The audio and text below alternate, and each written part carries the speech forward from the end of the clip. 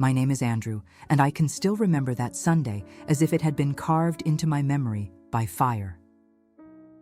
It started like any other weekend morning. Quiet, almost too quiet. The smell of coffee drifted through the kitchen, and the sound of my wife Sarah humming softly as she prepared breakfast filled the small house with warmth. My father, Robert, had been living with us for about 4 years by then. After my mother passed away, I couldn't stand the thought of him spending his days alone in that empty house where every corner whispered her name. He had taken it surprisingly well, or at least he made it seem that way. My father had always been a social man, charming, humorous, a storyteller by nature. Even in his late 60s, he loved going out. The church bingo nights, the dances at the community hall, the occasional dinner with old friends. He said it helped him keep the heart from rusting. And maybe it did. He laughed a lot, though sometimes I caught him staring at nothing, his eyes filled with a kind of quiet that only loneliness can teach. That Sunday morning, he came into the kitchen with a spark I hadn't seen in years. He was dressed in one of his better shirts, hair neatly combed, a faint smell of cologne following him like a hopeful memory. He poured himself some coffee, and with the kind of nervous smile I hadn't seen since I was a child, said, "Son, I wanted to ask you something." I looked up from the newspaper. "Sure, Dad. What's up?" He hesitated, cleared his throat, and smiled again. "Would it be all right if I brought someone over for lunch today?" I blinked, caught off guard. In all the years he had lived with us, he had never once invited a woman home. Not that he hadn't dated. He was a known flirt, even at his age, but he'd always kept that part of his life private. Out of respect for Mom's memory, I assumed. "Of course," I said, trying to sound casual. "You don't even have to ask." He exhaled, visibly relieved. Good. She's special, Andrew. You'll see." His voice trembled slightly on that last part, and something inside me tightened. She's special. The words lingered in the air like perfume, both pleasant and worrying. When he left the room, Sarah turned to me with a raised eyebrow. "He's bringing someone?" "Yeah, apparently." Her lips curved into a curious smile. "About time, don't you think? He's been alone for too long." "Maybe," I said, though the thought made me uneasy. It wasn't jealousy, not exactly. It was more like a strange protectiveness, the feeling a son has when his father starts doing things that don't fit the role you've always known him for. He was supposed to be the strong one, the guide, the constant. Seeing him act like a nervous teenager again unsettled me in a way I couldn't explain. Sarah spent the morning preparing lunch, the way she always did when guests were coming. Too much food, too much care, the tablecloth ironed twice just to be sure. The hours slipped by until the sound of a car in the driveway made my stomach knot for reasons I didn't yet understand. I looked out the window. My father stepped out first, then turned and reached out a hand. A young woman emerged from the passenger side, smiling as she took his arm. For a moment, I thought I was seeing wrong. Maybe she was someone else's daughter, someone dropping him off. But then I saw their hands intertwined, his face glowing with pride, and it hit me like a wave. She was beautiful, dark hair falling over her shoulders, eyes that seemed both confident and kind, dressed in a simple floral dress that somehow made her youth even more striking. 30, maybe 35 at most. My father was nearly 70. Sarah came to my side and whispered, "Oh my God, she's young." "Yeah," I muttered, unable to take my eyes off them. "Very young." When they walked in, my father's smile filled the room. "Andrew, Sarah," he said proudly. "This is Anna." She extended her hand. Her grip was firm, her voice gentle. "It's so nice to meet you both. Your husband talks about you all the time," she said to Sarah. My wife returned the smile, polite but guarded. "All good things, I hope." "All wonderful things," Anna replied. We all sat down, and though I tried to act natural, something inside me refused to relax. I noticed everything. How my father's hand rested lightly on hers, how he laughed at her every comment, how her gaze softened when she looked at him. She didn't seem fake or calculating. In fact, she seemed sincere. But the sight of them together was like watching two mismatched puzzle pieces forced to fit. I could feel Sarah's discomfort too. She smiled, made conversation, but her tone carried that polite tension only women can master, the kind that sounds sweet but hides a question beneath every word. When Anna and Sarah went to the kitchen to help with dessert, my father poured us both a drink. He leaned back, his eyes sparkling like a man half his age. "So," he said, "what do you think of her?" I hesitated. "She's nice, pretty, seems kind." He nodded eagerly. "She is. She's made me feel alive again, son. I didn't think that was possible." I smiled weakly. "That's good, Dad. You deserve to be happy." But even as I said it, part of me couldn't believe what I was hearing. Alive again. The words sounded like something a man my age would say, not him. And yet, sitting there with that sparkle in his eyes, I saw not the aging man who had taught me to shave and drive a car, but someone reborn, vulnerable, reckless, hopeful. When the women returned, laughter filled the air. They served dessert, and for a brief moment, everything felt normal, almost peaceful. But deep down, I knew something had shifted. The balance of our small world had been quietly disturbed, and though I couldn't name it yet, a sense of unease crept into my bones. That Sunday should have been just another family meal. Instead, it became the first chapter of a story that would test every bond I thought was unbreakable: love, loyalty, and the fragile thread that connects a father to his son. And I had no idea that by opening our door that day, I was also opening a wound that would take years to heal.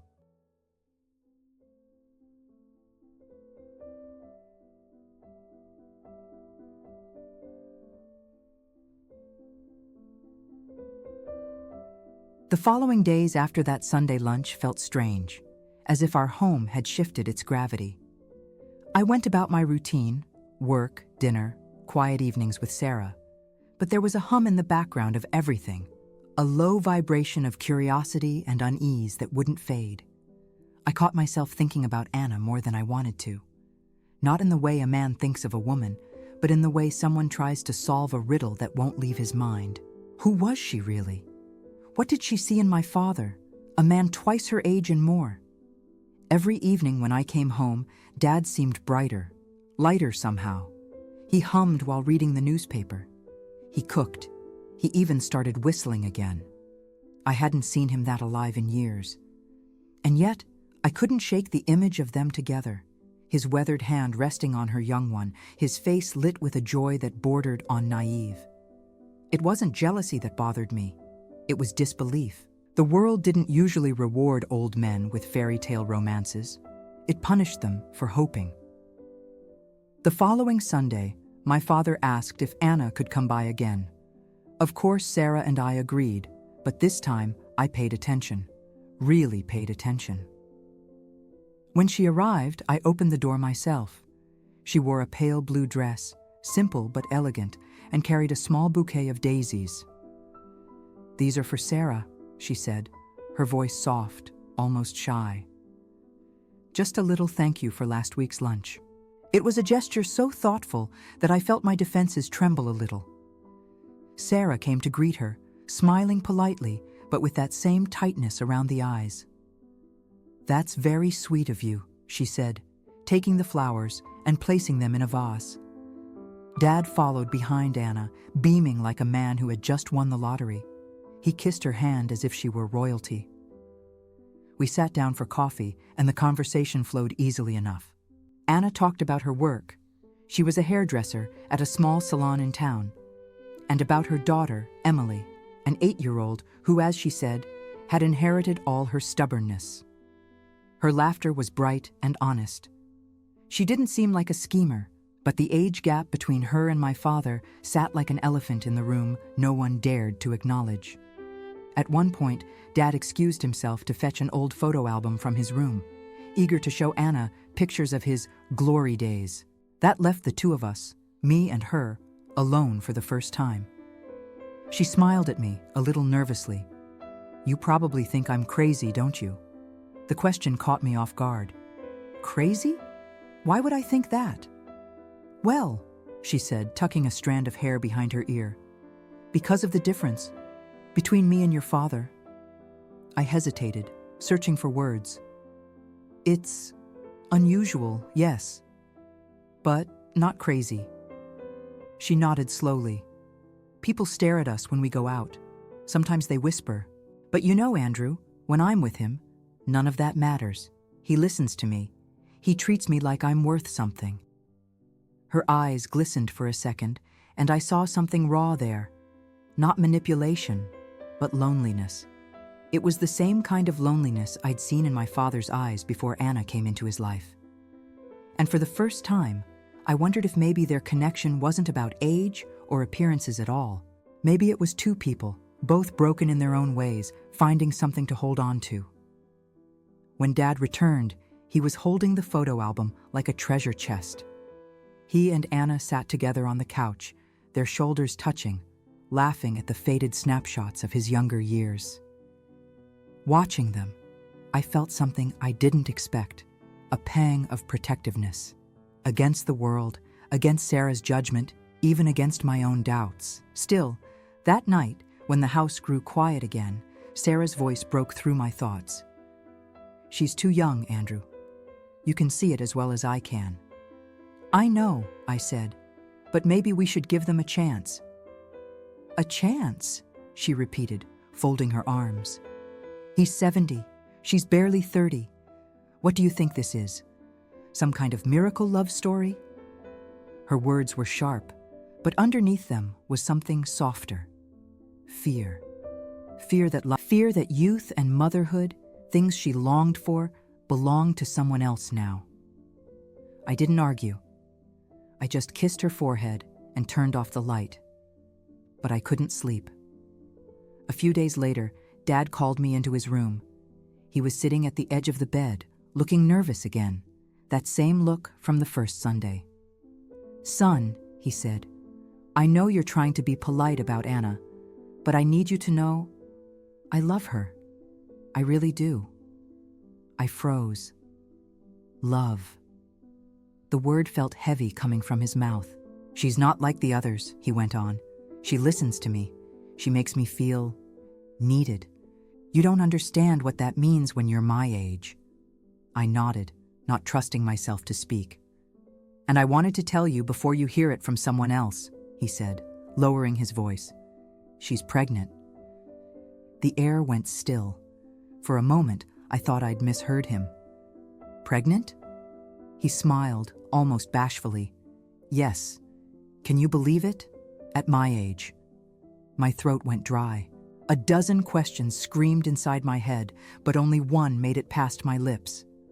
Are you sure? It's yours? He frowned, hurt. What kind of question is that, Andrew? Of course it's mine. You think she'd lie to me about something like that? I looked away, ashamed. I don't want you to get hurt, Dad. I'm not a fool, he said softly. I know what people will say, but this... He placed a hand over his chest. This feels real. The first time in my life, I saw my father as a man, not a figure carved out of strength and certainty. He was trembling with hope, fragile and human. When I left his room that night, the hallway felt longer than usual. The house was dark and still, but inside me, something was shifting. The quiet fear that life was about to spin out of control. I stood by the window, looking out into the night. My reflection stared back at me, pale and uncertain. Behind me, I could hear my father's soft laughter from his room as he spoke on the phone, no doubt to her. And though I didn't know it yet, that sound, that fragile, joyful laughter, would soon turn into the echo of a heartbreak none of us would be able to mend.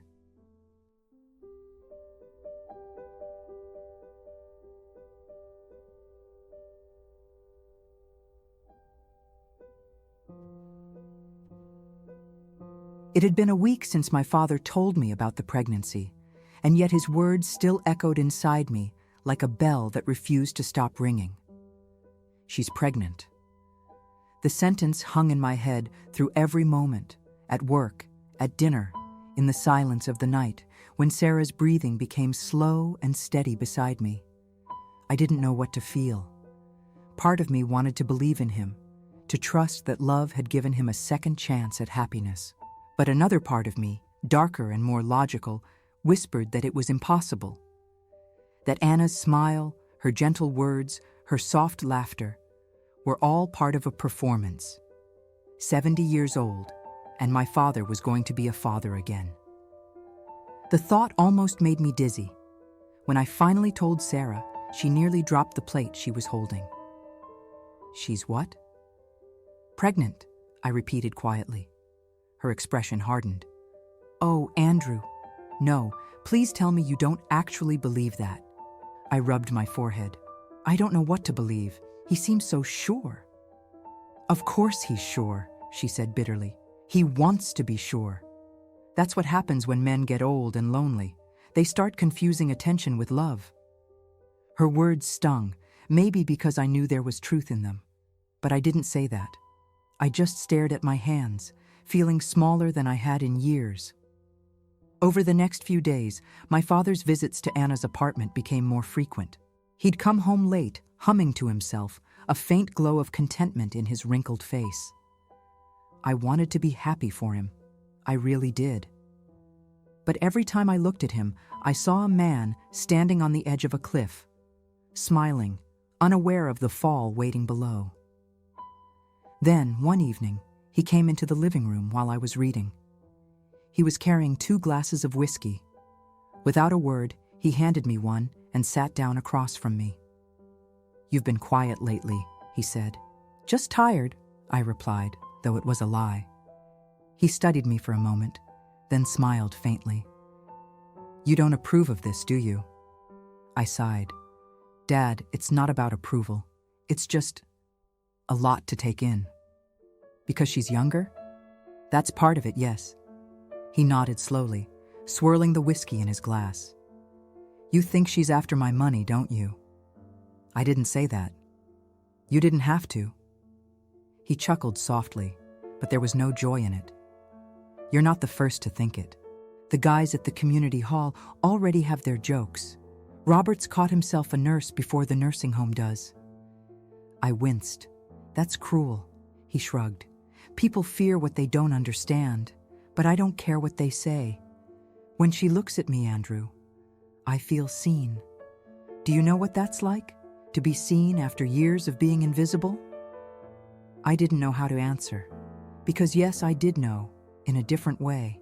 Sarah and I had been married for 10 years, and though we loved each other, there were days when it felt like we were living parallel lives, connected only by routine and obligation.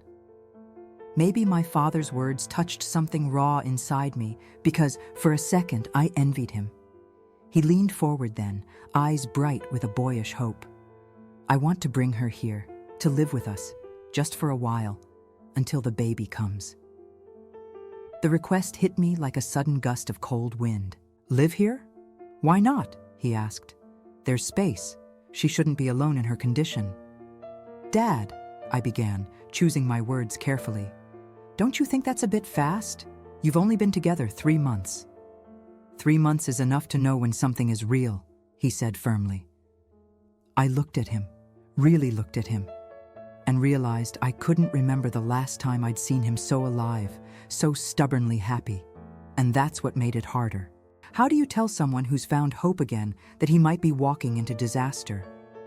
I'll need to talk to Sarah, I said finally. He nodded. Of course, but please, think about it. This means everything to me. That night, Sarah's reaction was immediate and sharp. Absolutely not. Andrew, we're not turning this house into some circus. She's pregnant, I said quietly. What do you expect him to do? What do I expect? I expect him to use common sense. He barely knows her. Her voice broke then, and for the first time, I saw tears gathering in her eyes. We've been trying for years, Andrew, years, and now she gets to just have it? A baby, a family, everything I've wanted?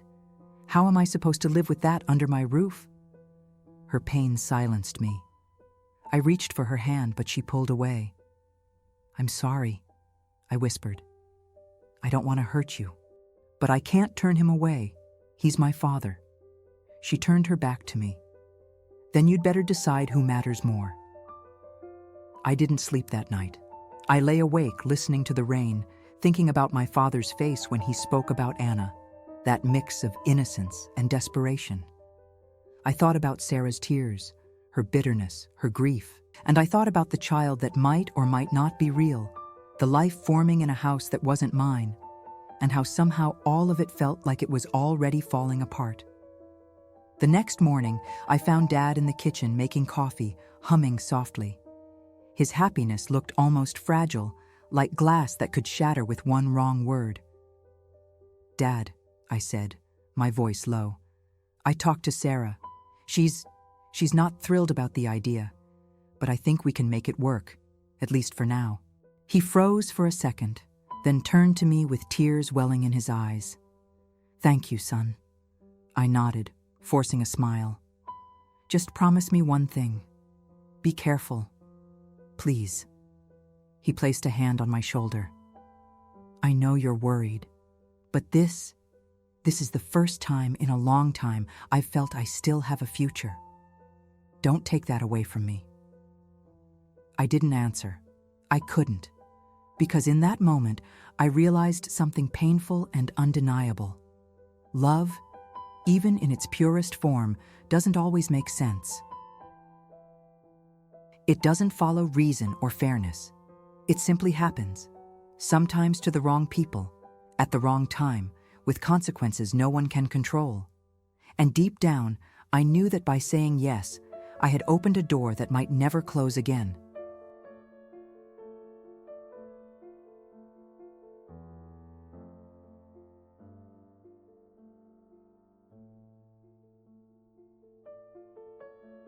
The day my father and Anna moved into our house, the weather was strangely perfect. Golden sunlight, cool breeze, the kind of day that usually makes everything feel lighter. But inside me, there was only weight, a heaviness I couldn't name. They arrived in the early afternoon with 2 suitcases and a small girl clutching a worn-out teddy bear. Her name was Emily, and she looked around shyly, as if the walls themselves were judging her. I smiled at her, awkwardly, trying to sound cheerful. Hey there, Emily, welcome. She just nodded, half hiding behind Anna's legs. Anna thanked me softly.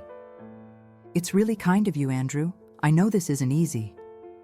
I wanted to tell her she was right, that it wasn't easy at all, but I only said, it's fine. You're family now. Sarah stood by the doorway, arms crossed. She smiled politely when Anna greeted her, but her eyes gave her away. Cold, restrained, distant. It wasn't hate exactly. It was something worse. Resentment dressed as courtesy. We helped them settle into the guest room, which had once been my father's. He insisted they take it, saying he preferred sleeping in the smaller room near the porch. Watching him carry boxes and hum under his breath, I realized he hadn't been this happy in years. And maybe that was what hurt the most, seeing joy where I felt only unease. That first evening was awkward. The table felt too small for 5 people. Emily barely spoke. Sarah barely looked up. My father filled the silence with stories, half jokes, half memories, while Anna laughed at everyone, her laughter like a spark that seemed to light him from within. After dinner, Sarah retreated to the kitchen. I followed her, pretending to help with dishes. She turned to me, voice low. I can't do this, Andrew. I can't pretend everything's normal. It's just an adjustment, I said gently. Give it time. She shook her head. Do you even see what's happening? She's turned this house upside down in a day. Look at your father, acting like some lovesick teenager, and that child running around like it's a playground. She's just a kid, Sarah. Exactly. A kid who's going to live here, with us, while I can't even... Her voice broke before she finished the sentence. While I can't even have one of my own. I reached for her hand, but she pulled away. "Please," she whispered, "don't ask me to smile through this." That night, I lay awake, listening to the faint sound of laughter coming from my father's new room. His deep voice and Anna's softer one blending into something oddly comforting and painful at once. I turned over and stared at the ceiling, wondering if maybe love really could rewrite the rules we thought we understood. The days that followed fell into a strange rhythm. My father woke early, made breakfast for everyone, and sang while he cooked. Anna helped around the house, polite and grateful. She wasn't lazy or demanding. In fact, she seemed eager to please. Yet no matter how kind she tried to be, Sarah found fault in everything. One evening when I came home from work, Sarah met me at the door, her expression tight. "She was on the phone again," she said, before I even put my briefcase down. So, she was whispering, "I'm telling you, Andrew, something isn't right about her." I sighed. "You're imagining things." "Am I?" she snapped. "Then who was that man she was talking to last night, outside by the gate?" I frowned. "You saw someone?" "Tall, young, standing too close. I didn't catch his face, but I know what I saw." I tried to brush it off, but the seed had been planted. That's how suspicion works. Quiet, invisible, but it grows like poison ivy, wrapping itself around everything until even kindness feels like deceit. That night at dinner, I watched Anna carefully. She looked normal, tired maybe, but content. She asked Sarah if she liked the new curtains she'd sewn for the kitchen. Sarah smiled tightly and said, "They're fine," in that tone that meant they're not fine at all. My father didn't seem to notice the tension. He was too busy telling Emily a story about a dog he had when I was a boy. She giggled, her small face lighting up, and for a brief moment, the room felt warm again. But then Sarah stood to clear the plates, and the silence returned like a cold draft. Later that night, after everyone had gone to bed, I went to the kitchen for water and found my father sitting in the dark. He looked up when I walked in. "Couldn't sleep?" I asked. He smiled faintly. "Too happy to sleep, maybe. It feels good, you know, to have life back in this house, to hear laughter again." I nodded, but something in his voice made my chest tighten. "Dad, do you ever worry this is too much? Too soon?"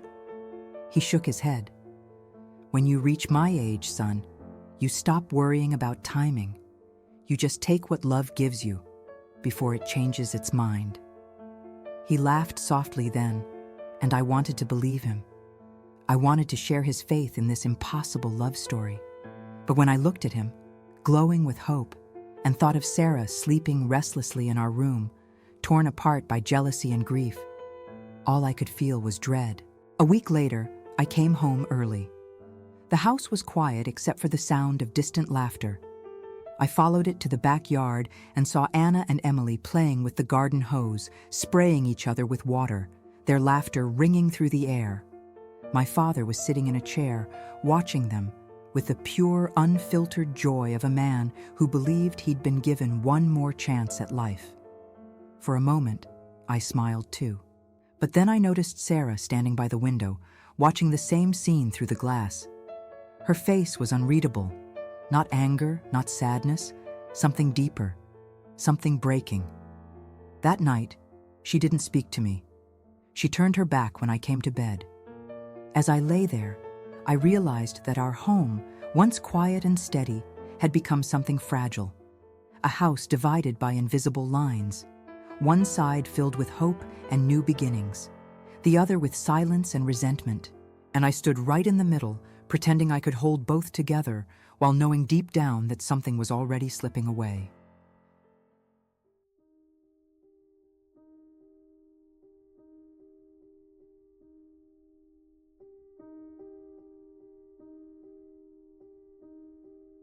It started with whispers, quiet, poisonous words that grew louder in the dark corners of our home. Sarah was the one who first gave them voice. At first, I thought her suspicions were only jealousy talking, born from her pain and our years of failed attempts to have a child. But soon those whispers began to take root, even in me. "She's hiding something, Andrew," she would say, her tone sharp and certain. "Every time you're not looking, she's on that phone, laughing, whispering. Tell me, who do you think she's talking to?" I tried to brush it off. "Maybe a friend, maybe her mother. Why does it matter?" "Because she lies," Sarah insisted. "She's lying to your father, and he's too blind to see it." It became our nightly ritual, her accusations, my attempts to defend a situation I barely understood. Each time I told her to stop, she'd look at me with eyes full of hurt and anger. "You always take her side," she'd whisper. "You don't even see what's happening right under your nose." But the truth was, I didn't know what side I was on anymore. At first, I dismissed her jealousy as cruel imagination. But then I began to notice things too, small things that clung to my mind, like burrs. The way Anna sometimes stepped outside to take calls, lowering her voice. The way she grew distant when I entered the room, or how her smile faltered whenever my father wasn't around. One evening, Sarah came to me, pale and trembling. "I saw her," she said. "She was talking to a man at the corner, young, tall. They were standing too close." "Sarah, please," I said tiredly. "You don't know who he was." "Oh, I know what I saw," she snapped. "And don't you dare call me crazy again." I didn't. I couldn't. Because something in her eyes made me pause. That desperate certainty that only comes when the truth feels too sharp to ignore. That night, I barely slept. I lay awake listening to the sound of the house breathing, the hum of the refrigerator, the faint tick of the clock, my father's quiet snores from the next room. I told myself it was impossible, that Anna loved him, that she wouldn't do something so cruel. But deep down, another voice whispered, "What if Sarah's right?" The following morning, I came into the kitchen to find Anna humming while making breakfast. Her hair was tied back, and sunlight caught the curve of her face. She looked calm, ordinary, harmless. I watched her for a long time before saying anything. "Rough night?" she asked without turning around. "Couldn't sleep," I said. "Too much on my mind." She looked at me then, smiling gently. "You worry too much, Andrew. You always have." "Maybe," I said, forcing a smile. "Or maybe I just see things others don't." Her expression shifted slightly. Not guilt, not fear, but discomfort. "What's that supposed to mean?" "Nothing," I said quickly. "Forget it." But she didn't. For the rest of the day, her laughter sounded forced, her movements too careful, as if she knew I was watching her. That evening, my father came home later than usual, flowers in hand, humming a tune. He kissed Anna on the cheek, his eyes glowing like a boy in love. I envied that light in him, and feared it too. During dinner, Sarah barely spoke. She stared at her plate, stabbing at the food as if it had done her wrong. Finally, she looked up and said, "So, Anna, where were you this afternoon?" The question hung in the air like a blade. Anna blinked. "Excuse me?" "You went out," Sarah continued. "I saw you leave around 3. I'm just curious where you went." "To the pharmacy," Anna replied, her tone measured. "Funny," Sarah said, "because I saw you talking to a man by the corner." My father's fork clattered against the plate. "Sarah," he said sharply, "that's enough." She didn't back down. "I'm only saying what I saw. If you think I'm lying, ask her yourself." Anna's cheeks flushed. "You have no right to accuse me of anything. You've hated me since the day I walked in this house." "Maybe because you've given me every reason to," Sarah shot back. "Enough!" I shouted, my voice echoing through the room. The silence that followed was painful. My father stood slowly, his hands trembling. "I won't have this in my house," he said. "Anna doesn't owe you an explanation." "Your house?"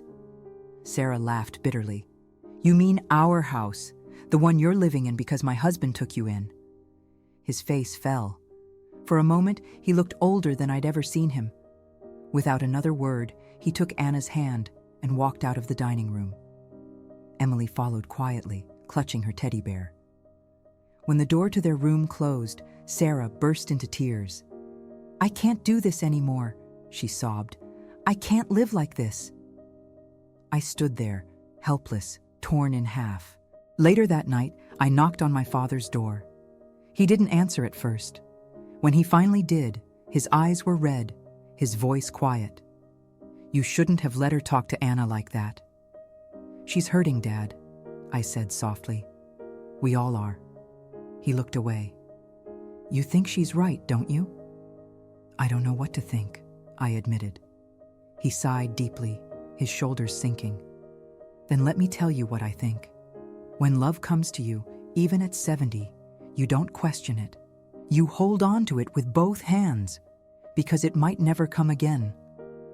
His words hit me like a confession and a warning all at once. I walked away that night with a storm inside me. My wife's doubts on one side, my father's faith on the other. I wanted to believe him. I wanted to believe her. But in truth, I believed neither. Because somewhere deep inside, a voice had begun to whisper what I feared most. Someone in this house is lying. And I didn't know who it was anymore.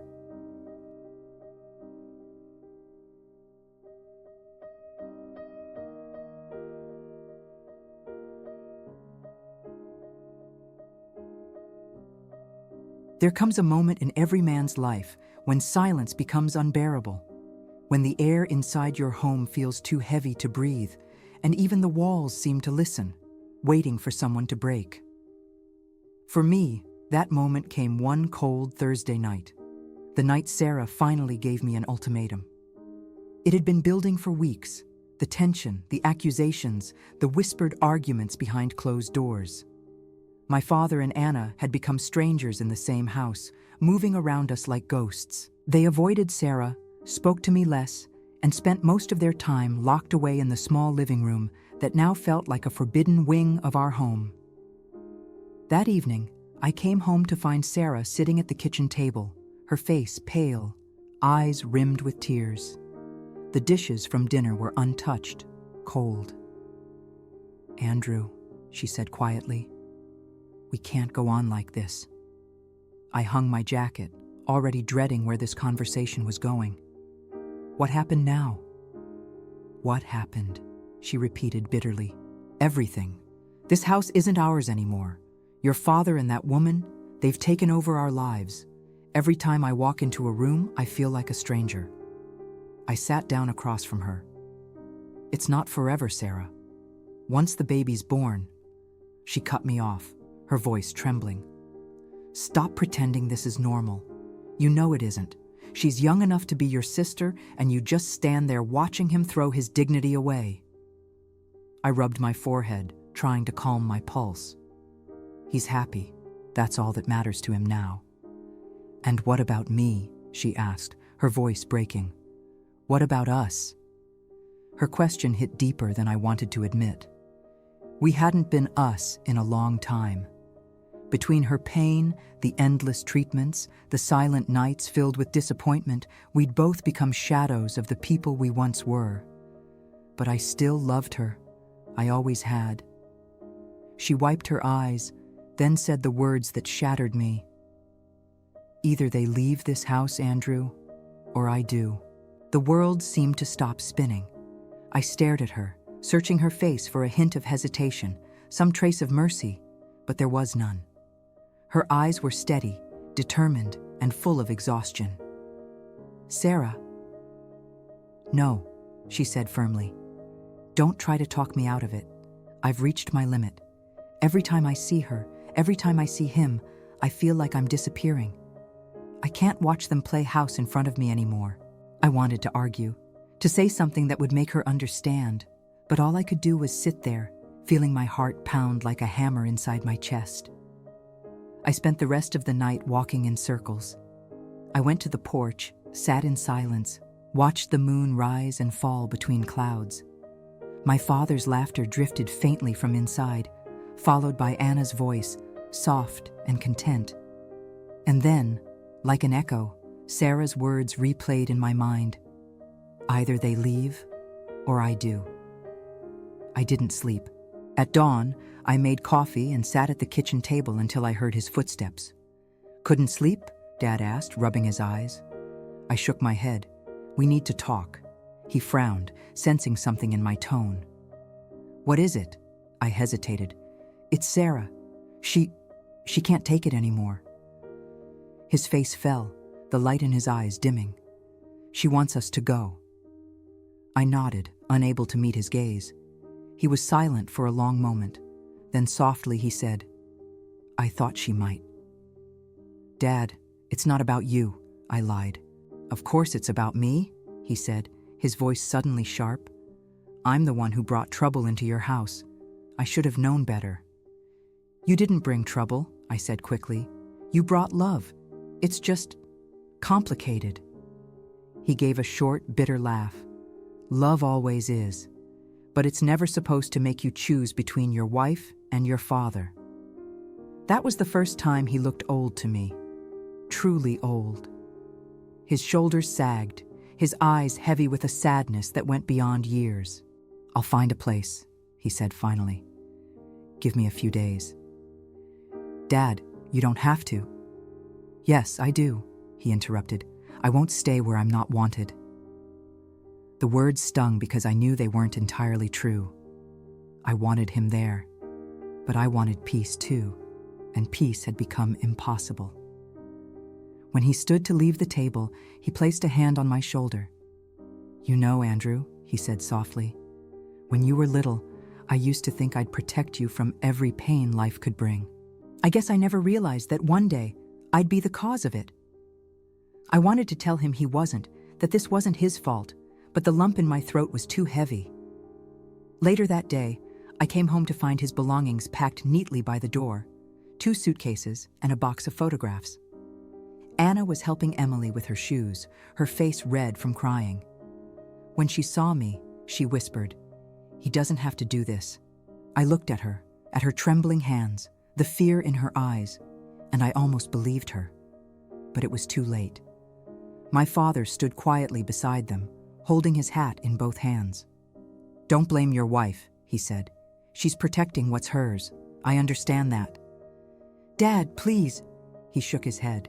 It's all right, son. You'll see. Things have a way of working out. But as I watched him walk down the porch steps, the morning sun catching the silver in his hair, I knew nothing about this would ever work out. Because sometimes, love doesn't end with anger or betrayal. Sometimes it ends with a choice, one that tears your heart in two and leaves you wondering for the rest of your life which half you should have saved.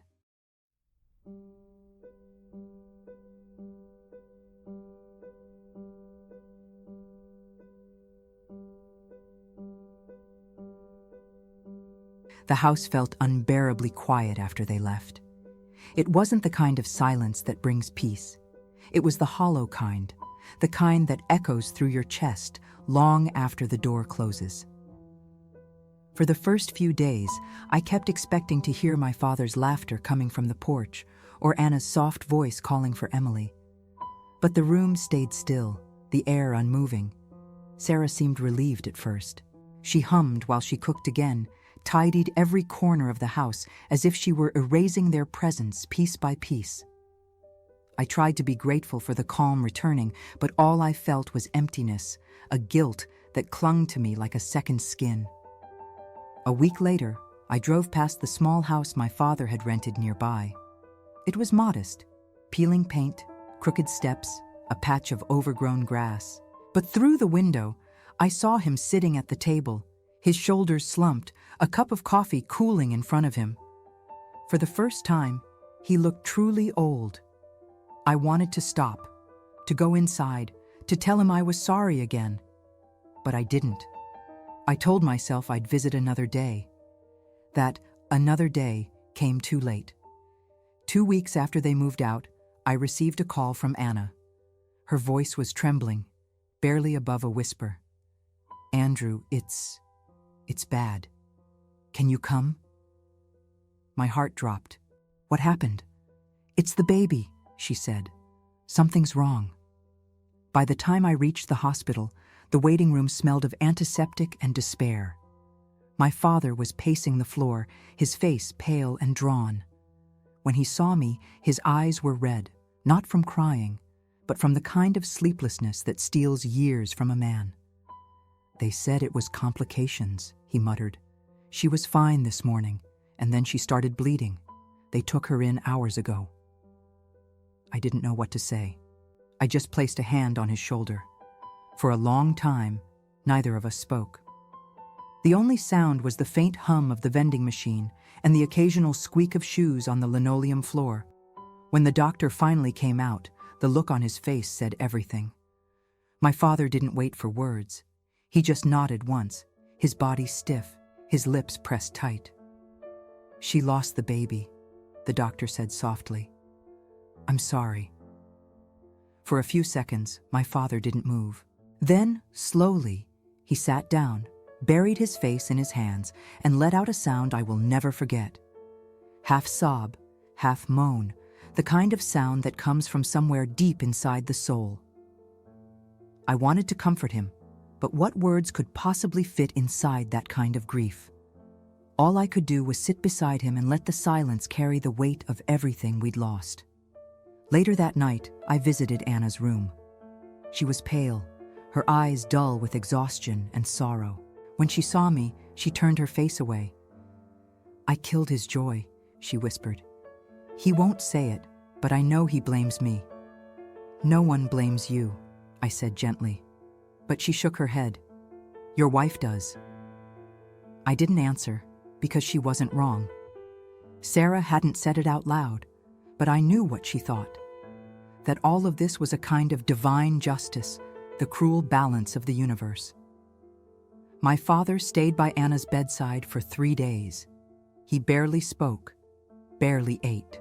When she was discharged, he brought her home, hoping time would heal what the hospital couldn't. But within a month, she was gone.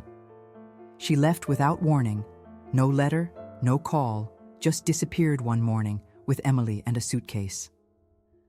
The neighbors said they saw her waiting by the bus stop, eyes red, hands trembling. When I told my father, he just stared out the window, silent for a long time. Finally, he said, "She's gone, isn't she?" I nodded. He took a deep breath, his voice flat. Then that's that. But I knew better. I saw the way his hands shook, the way he stared at the empty chair across the room. Every night after that, he'd sit by the window long after midnight, as if waiting for the sound of footsteps that would never come. I visited often, bringing groceries or just sitting with him in silence. Sometimes he talked about the old days, about my mother, about fishing trips, about things that no longer mattered. But more often, he said nothing at all. One evening, after a long silence, he spoke suddenly. "You know, Andrew, I keep thinking, if we'd stayed in your house, maybe she wouldn't have lost the baby. Dad, you can't think like that." He looked at me then, his eyes sharp and tired. "Don't tell me what I can't think. I know what stress does to a woman. She was miserable there. Your wife hated her, made her feel unwanted. Maybe if things had been different." He didn't finish the sentence, but he didn't need to. I felt the accusation in every word. For the first time in my life, I saw something in his eyes that terrified me. Disappointment. "She lost the baby because of us," he said quietly. "Because of me. Because of you." I tried to argue, to reason with him, but nothing I said mattered. He'd already decided who to blame, and maybe, deep down, I agreed with him. Weeks passed, but the pain didn't. It just changed shape. My father stopped going to the community hall, stopped attending church. The man who once filled every room with laughter now barely left the house. I tried to pull him back into life, invited him for dinners, offered to help with errands, but he refused every time. "I'm fine," he'd say. "I like the quiet." But the quiet was killing him. One afternoon, I stopped by unannounced. He was sitting in his armchair, the television on but muted, staring at nothing. On the table beside him sat a small baby rattle, the one he'd bought when Anna first told him she was pregnant. When he noticed me, he smiled faintly. "Didn't hear you come in." "You should come stay with us for a few days," I said. "Get out of this house." He shook his head. "I've imposed enough on your family." "Dad, please." "No," he said firmly. "This is where I belong now, here with my mistakes." I wanted to tell him he wasn't alone, that I carried those mistakes too. But the words wouldn't come, because somewhere in my heart, I knew he was right. We had both built this tragedy together, brick by brick, with silence, pride, and fear. When I left that evening, he was still sitting by the window, watching the fading light. His shadow stretched long across the floor, thin and tired, like a man slowly fading from the world. And as I walked away, I realized something cruelly simple. You can lose people in 100 different ways, through death, through distance, through silence. But the worst loss of all is when someone you love is still alive, and yet, somehow, already gone.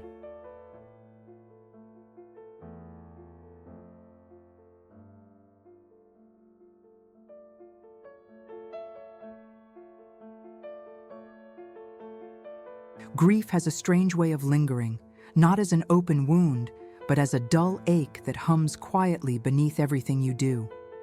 Months passed after Anna left, and yet her absence, and the babies, seemed to echo through every moment of my father's life.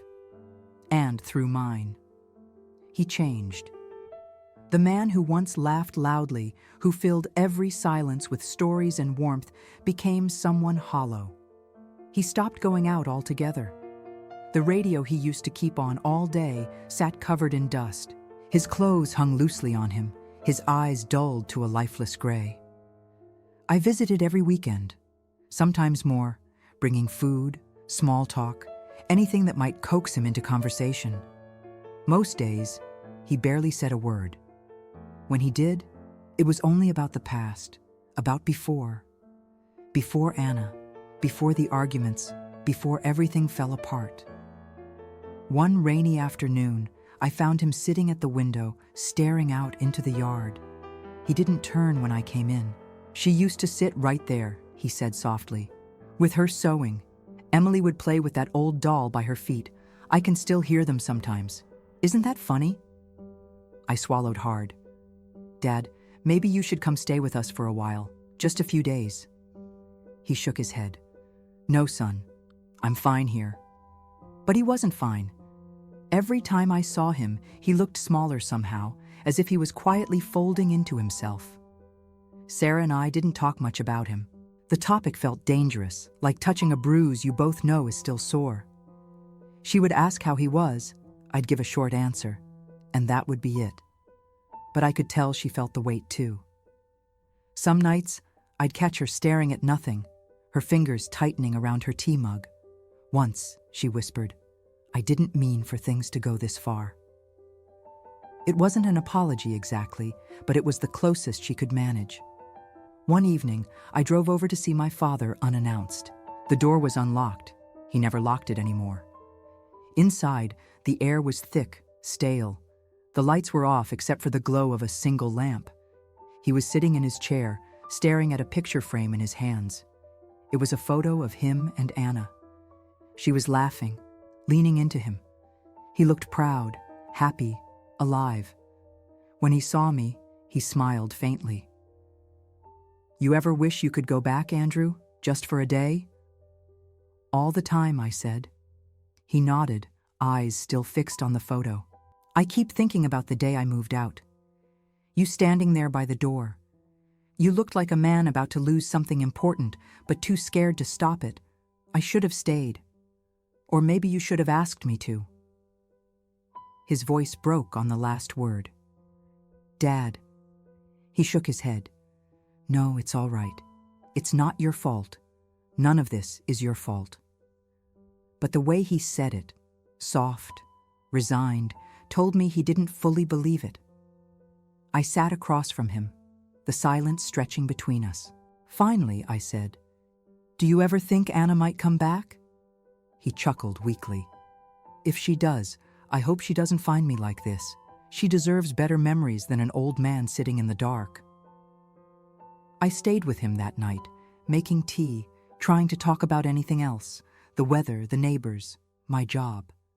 But no matter where the conversation went, it always circled back to the same quiet regret that had taken root in both of us. On my drive home, I kept replaying his words in my head. "You should have asked me to stay." And for the first time, I allowed myself to feel it fully. The shame, the guilt, the realization that I had chosen the wrong kind of peace. Sarah was asleep when I got home. I stood by the bedroom door, watching her breathe. I thought of everything we'd lost, too. Not just the baby we never had, but the gentleness between us, the faith that love could fix anything. I slipped into bed beside her and whispered, "We should have done better." She didn't stir, but I knew she heard me. The next morning, I woke to a call from one of my father's neighbors. Her voice was trembling. "Andrew, I think you should come." When I arrived, the door was still unlocked. He was in his chair, the same one by the window, still wearing his glasses. He looked peaceful, too peaceful. The photo of Anna and him lay on his lap.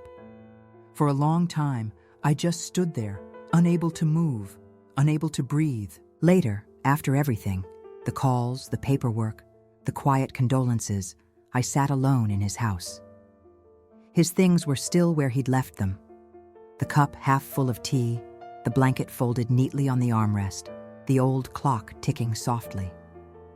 It was strange how a life could end so quietly. No fanfare, no last words, just a slow fading, like the last note of a song no one realized was playing. I spent hours there, going through his drawers, finding the small tokens he'd kept. A ticket from a church dance, a photo of my mother, a baby rattle that was never used. And then, tucked inside a book, a note written in his shaky handwriting. "Son, don't waste your life waiting to forgive or be forgiven.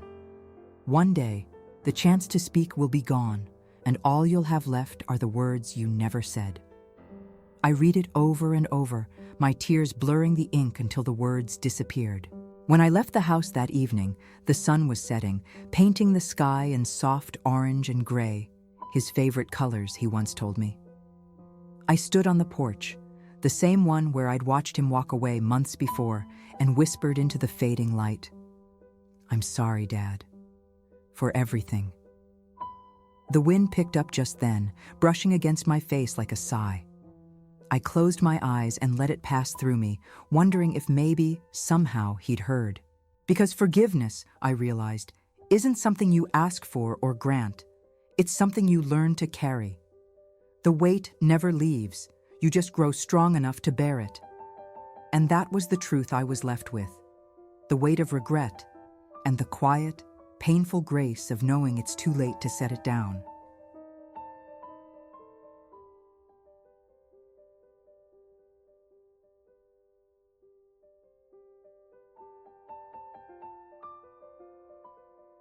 It's strange how time softens pain, but never erases it. Months have passed since my father's death, and yet his presence lingers everywhere. In the smell of coffee at dawn, in the way sunlight hits the porch, in the silence that fills the spaces he once occupied. I still drive by his house sometimes. It's empty now, sold to a young couple with a baby. They painted the walls, planted flowers out front. When I slow down to look, I can almost see him there, sitting by the window, waving at me the way he used to. I imagine he's smiling again, telling me not to worry so much, that everything worked out in the end. But of course, it didn't. Not really.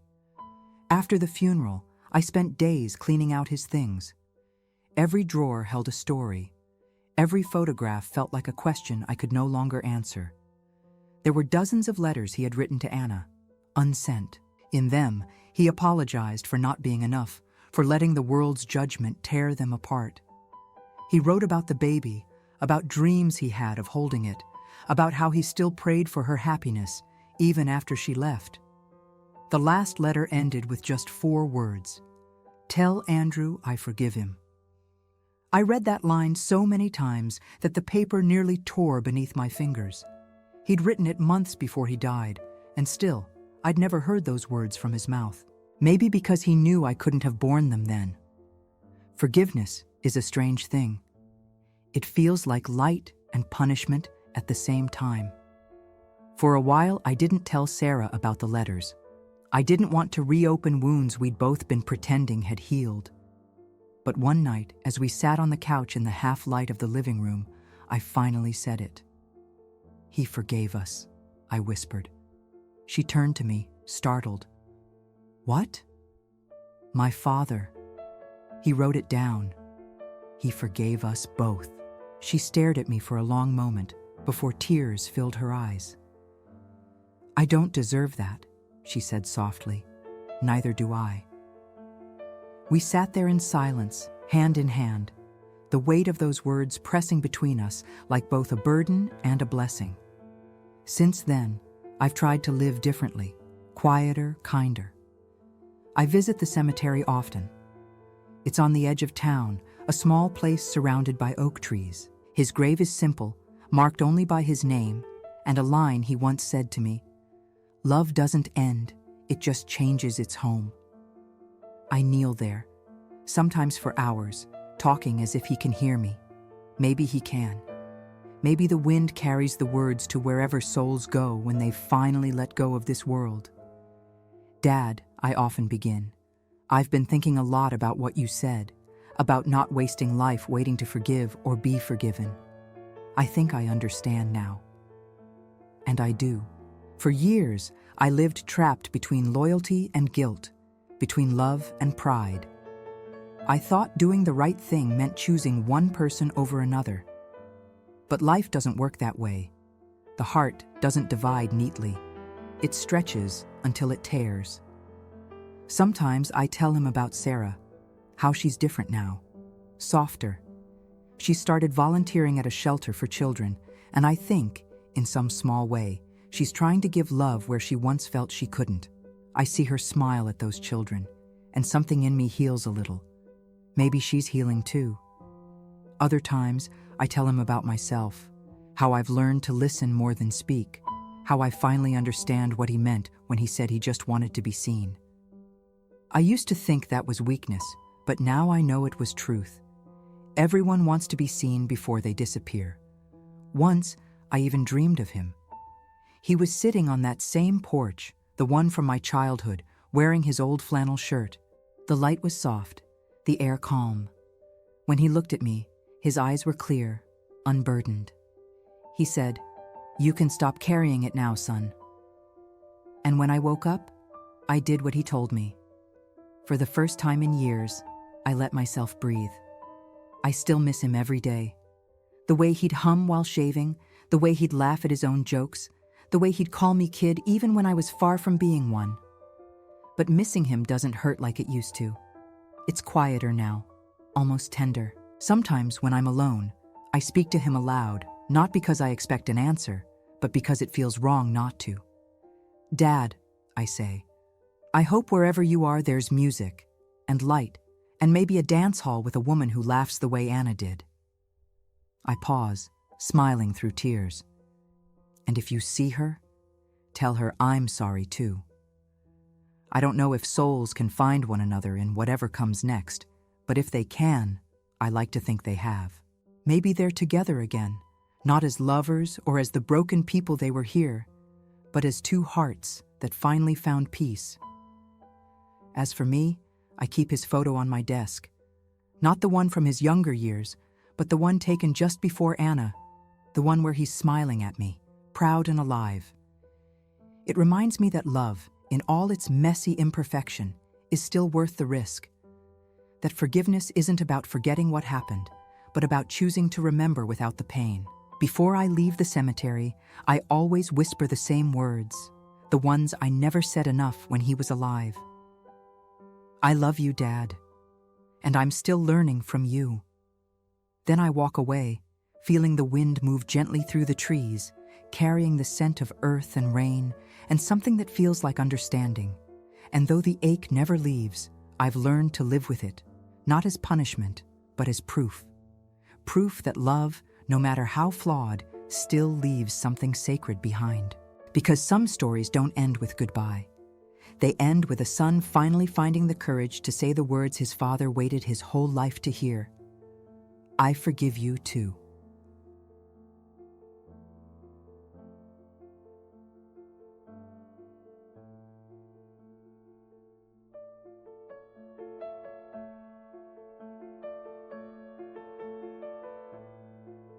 If this story touched your heart, I'd love to hear from you. Share your thoughts in the comments. What did you feel about the father, the son, and the choices they made? Your voice keeps these stories alive. Don't forget to subscribe, leave your super thanks if you wish to support the channel, and stay tuned for our next video, another journey through love, loss, and redemption.